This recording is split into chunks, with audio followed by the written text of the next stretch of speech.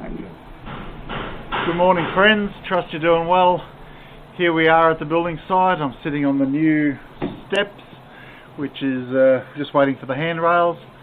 All these things are things that we need to get our MCU through.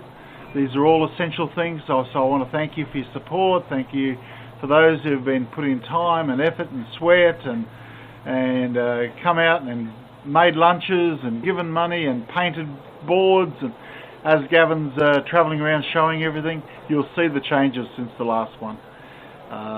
Internal walls are going up. We're not putting the plasterboard on, that'll be fairly late because we want to make certain we get our wiring right. But it's sealed up now, and now all the soffits are going on, whatever you call them, and it's starting to look really, really good. It is amazing the difference that a coat of paint makes, and you'll notice that as Gavin's doing the tour around the place.